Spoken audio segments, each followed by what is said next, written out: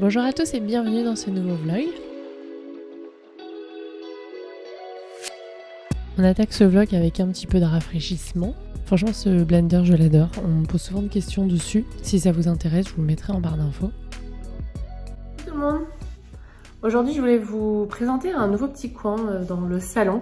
Il y a eu du réaménagement. En fait, il y a pas mal de changements en ce moment dans nos vies. Et mon mari a repris le travail en présentiel et plus en télétravail. C'est le cas quand même depuis 2 ans quasiment. Donc on avait acheté un bureau qu'on avait installé dans le salon. Et on a décidé du coup de faire un petit peu de place et de vendre le bureau qu'il y avait dans le salon. Et du coup, j'ai installé pour le moment... Je vais vous montrer parce qu'il y a Nox. Bon, il y a Nox qui squatte parce que quand il y a un petit tapis, Nox il aime. J'ai installé pour le moment ma Monstera ici. Elle était dans le coin là-bas, là. Et honnêtement, elle se plaisait pas très bien. J'ai installé ma Monstera ici, donc là la fenêtre à l'est. Il y a toujours mon Dracaena. Et puis sur le petit coin, j'ai mis la petite guirlande que j'avais achetée à Louis. Alors du coup là, je regrette de l'avoir pas pris en plus grande. Mais enfin bref. Elle était sur la cuisine, au-dessus de sa petite cuisine, et là-bas il y a suffisamment de déco. Et j'ai mis pour le moment un petit tapis dont on se servait mais il y a longtemps dans sa chambre, puis que j'avais enlevé, que j'avais lavé, que j'avais stocké dans le placard. Son petit siège et sa petite bibliothèque, enfin une de ses petites bibliothèques. Et du coup avant, ce petit siège, je sais pas si vous vous souvenez, il était devant la porte du balcon. Du coup devant le balcon, j'ai laissé son petit tapis de jeu et quelques petits coussins parce qu'il aime bien s'y installer aussi, et moi aussi on regarde par de là le balcon, et puis voilà, c'est un espace supplémentaire où il peut jouer. Il y a beaucoup d'espace maintenant où il peut jouer dans le salon. Mais bon, c'est pas grave, il a besoin d'espace et puis nous, ça nous dérange pas. Là, en l'occurrence, c'était l'occasion puisque du coup, on n'avait plus besoin du bureau. Mais je suis un peu embêtée parce que du coup, je voudrais votre avis en commentaire. Parce que j'hésite à enlever cette petite plaquette ou à la laisser. Je vais vous donner le pour et le contre. Si je la laisse, le pour, c'est que je peux mettre des petites décos en l'air et peut-être même quelques petites plantes. Si je l'enlève, par contre, le pour, ça sera où là, j'aurai de la place pour mettre peut-être des petits tableaux, des petites photos, des petites illustrations. Je voulais mettre d'ailleurs une photo parce que du coup Loulou toute la journée demande il est où papa parce qu'il avait l'habitude qu'il travaillait là dans le salon, même s'il n'était pas avec nous pour sortir ou pour faire des activités, il était quand même là. Du coup je me suis dit je lui mettrais bien quelques petites photos là de son papa, comme ça il peut me dire voilà la journée, il est là papa, mais sinon il est au travail. Et là peut-être mettre un petit peu des tableaux, des illustrations, ce que j'ai fait un petit peu moins finalement. Il y a mon tableau là, A Bigger Splash de David Hockney, et puis mon illustration voilà avec un jungle paper là-bas. Mais sinon c'est vrai que c'est surtout des plantes qui sont suspendues et il y a peut-être un petit peu moins de place pour des tableaux et des illustrations chez moi. Sachant que dans mon livre que j'aime beaucoup là, le tout petit Montessori, la nana dit, et c'est inspiré de la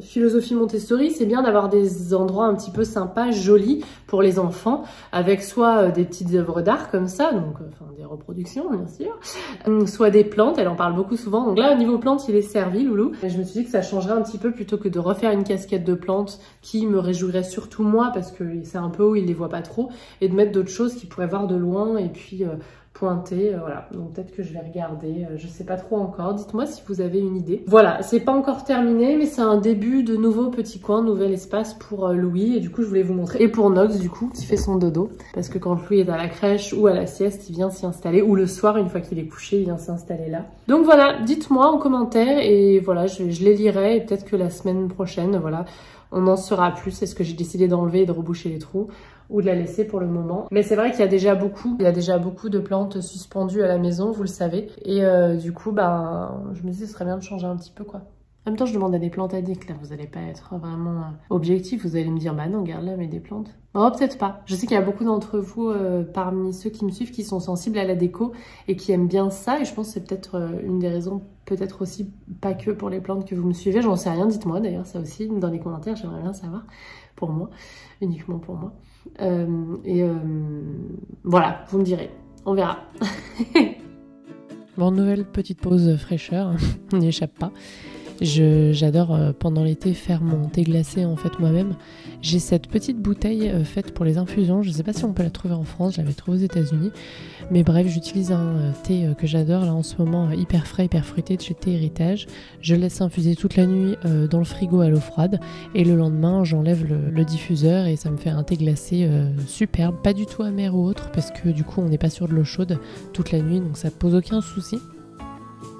Ensuite, on refait un petit point sur les insecticides et nuisibles en ce moment. Alors là, moi, ce que je fais à chaque fois quand on a des nuisibles, c'est de donner une bonne douche à mes plantes. Je le fais normalement dans la douche, mais j'ai très peu de lumière dans la salle de bain, donc là j'ai décidé de faire ça pour la vidéo dans la cuisine. Donc on touche à chaque fois la plante. Là par exemple, mon anthurium et ma zébrina, ils ont eu des trips il y a quelques mois, quelques semaines même. Et du coup, là je fais de l'entretien en fait tout simplement. Donc je vais réutiliser mes insecticides de chez Fertiligène. Et d'ailleurs, je les remercie de sponsoriser cette petite partie de la vidéo. Là, j'utilise insecticide polyvalent à base d'huile de colza. Cette matière active végétale, en fait, elle va vraiment asphyxier les nuisibles. Donc ça va non seulement éliminer mais aussi protéger par la suite. Je pulvérise bien toutes les feuilles. Je vais laisser poser 2-3 heures et puis ensuite je vais aller rincer. Et ça, je vais le refaire un mois plus tard en prévention si j'ai plus vu trop de nuisibles. Sinon, je peux le refaire la semaine d'après s'il y en avait encore par exemple. J'ai également l'insecticide polyvalent express. Donc lui, il a du pyrètre dedans, donc un insecticide efficace, et aussi de l'huile de colza, toujours donc dans l'idée d'éliminer mais aussi de protéger par la suite. Donc ce sont des produits que j'utilise essentiellement en intérieur. En extérieur, quand j'ai des pucerons par exemple, et ben, ce que je fais, c'est que je vais éliminer les tiges souvent toutes jeunes, toutes frêles qui sont envahies avant que ça envahisse le reste de la plante. Et puis sinon, je laisse un petit peu faire la nature. Du coup, j'ai des coccinelles régulièrement qui viennent manger des pucerons.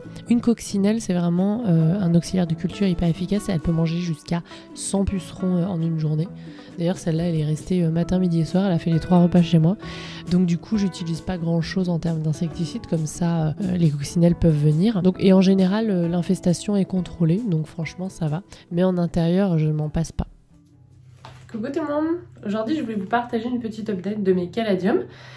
Bientôt, je pense que certaines vont être rempotées, donc la deuxième étape après avoir fait germer le tubercule. Donc je vous ferai une vidéo dédiée à ça, promis. Alors cette année, le bilan est mitigé. C'est la première année que vraiment que ça m'arrive. Voilà, le bilan est assez mitigé. Je vais vous expliquer pourquoi. D'abord, j'ai fait quelques petites bêtises.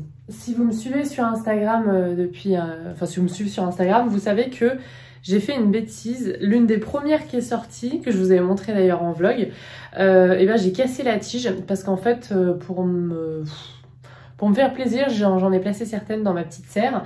Et en fait, elle était placée au sol et à un moment donné, j'ai dû mettre un coup dedans. La petite porte, là, la toiture s'est fermée sur la tige et celle-là complètement cassée. Alors, c'est pas grave, entre-temps, j'en ai un autre qui est sorti. J'avais mis plusieurs tubercules dedans. Et il y a la petite sœur... ou peut-être la grande sœur qui arrive.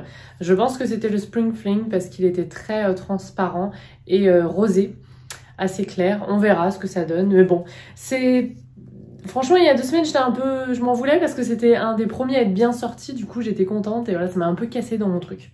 C'est pas grave. Sinon, alors pourquoi est-ce que je dis que c'est mitigé? Ici, j'ai mangé le nom. J'ai celui-là qui est sorti, vraiment... Je dors pas beaucoup en ce moment, pardonnez-moi. Magnifique. Tout ce qui est dans les roses, je vais les rempoter dans mon poëlo rose et ça sera pour mon gros bouquet, mon gros centre de table que je vais garder en intérieur. Donc celui-là en fera partie, c'est un de mes préférés, c'était déjà mon préféré l'an passé. Alors il est très grand et il pousse vers le côté, en fait il pousse vers la lumière, hein, c'est normal, c'est pas...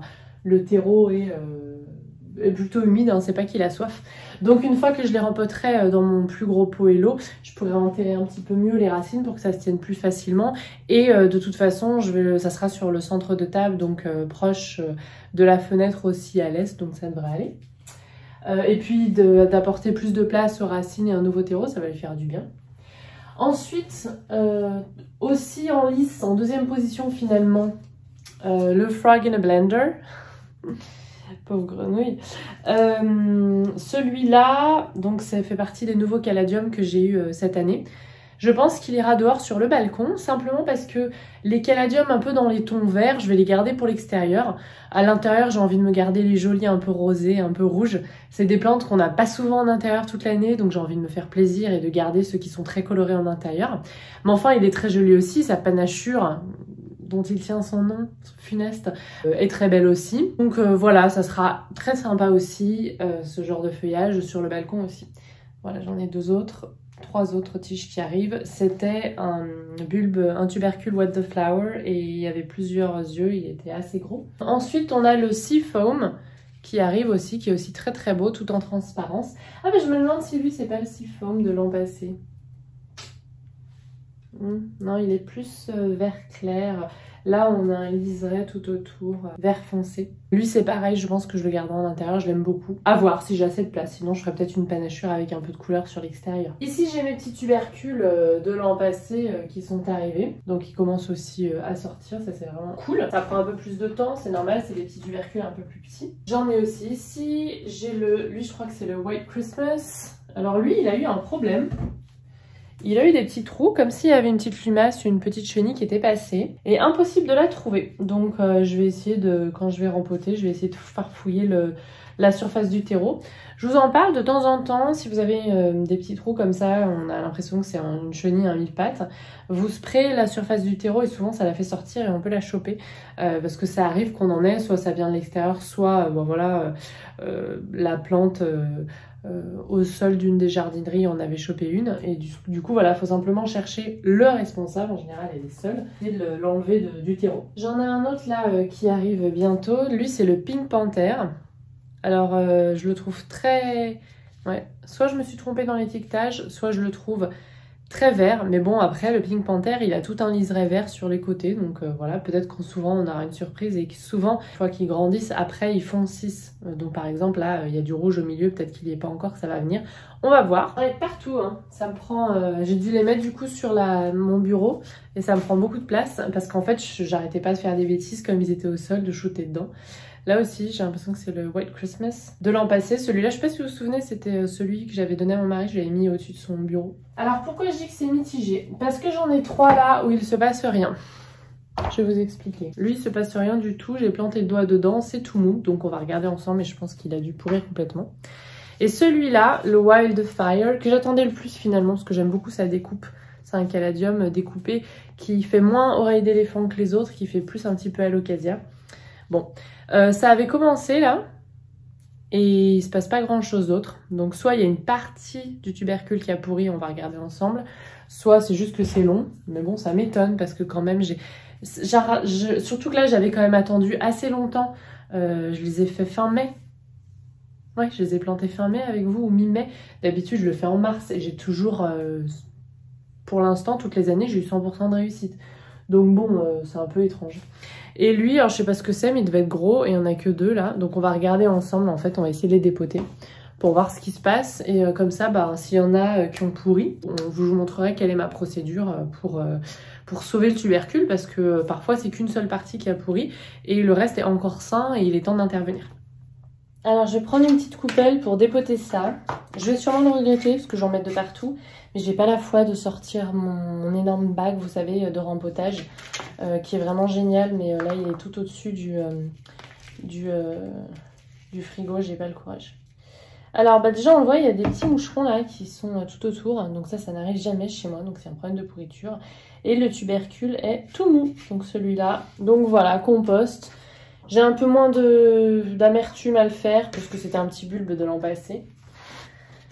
Donc voilà, il n'y a plus rien à... Alors là, on a une belle pousse quand même. Hein. Je me trompe peut-être sur celui-là. Non, non, il est plutôt pas mal. Ah, il y a une partie qui est molle. Ok, donc là, il y a une partie là qui a développé des petites racines avec une tige. Et il y a une partie qui commence à pourrir. Donc... on va enlever, on va voir jusqu'où ça a pourri. Ouais, ça se voit bien là.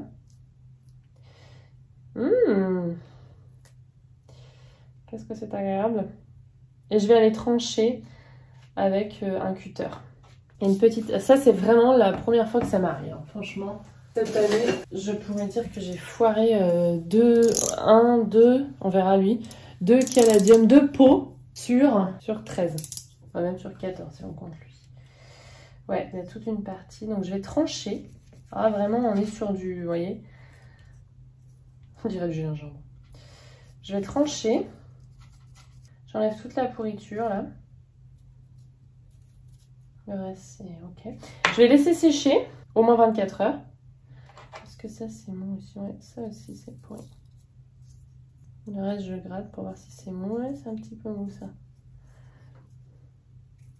Il y a le gingembre. Et je vais laisser sécher, donc pour que la plaie en fait cicatrise entre guillemets. Et je replanterai dans 24 heures. Alors vous pouvez mettre de la cannelle pour cicatriser. Je le fais rarement parce que général, j'arrive à m'en sortir sans. Je vais réfléchir. Vous pouvez le faire.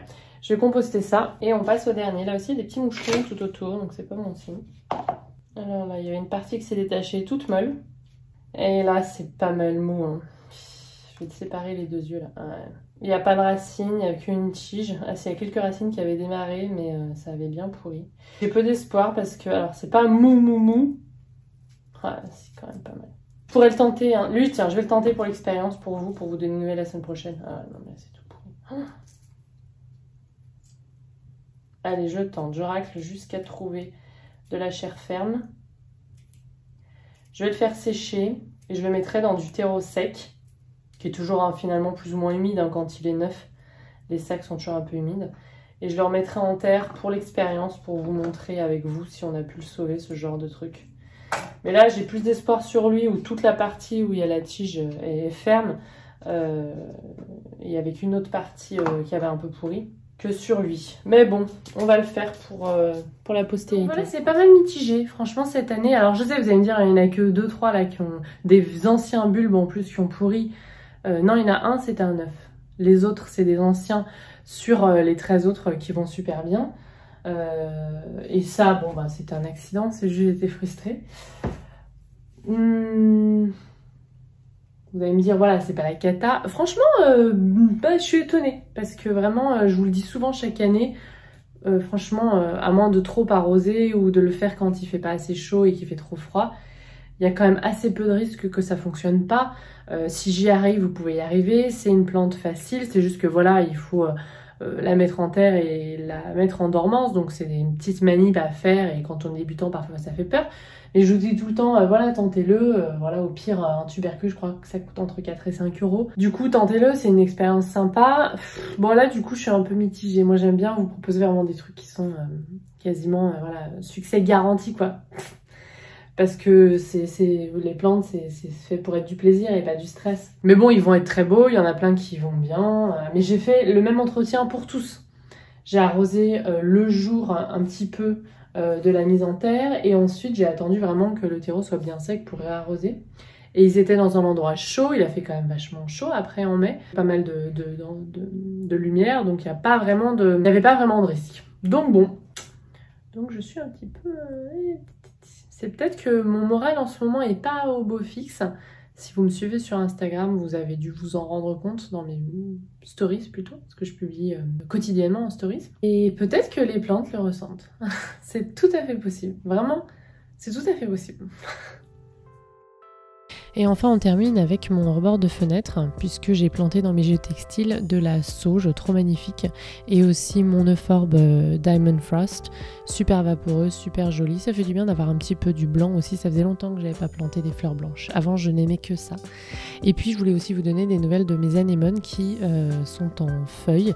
Donc voilà, à voir si j'aurai cette année des bourgeons floraux et des petites fleurs. Mais déjà, l'an passé, j'étais pas arrivée à autant de feuillage sur mon balcon à plein nord. Donc l'Est, franchement, ça leur est ici pour le moment. Mes dahlias aussi, parce que j'ai 2 boutons floraux. Donc je suis trop contente. Je vous avais montré en vlog aussi la plantation en racines nues. Ouais, je suis trop contente. Petite aperçu du reste des rebords de fenêtre. Mes œillets sont au taquet aussi pour l'autre jardinière. Et puis mon pourpier, alors il a une sale tête mais il continue de fleurir, donc bon bah je me demande s'il n'y a pas de l'oïdium sur les autres. Il va falloir que je regarde ça plus amplement.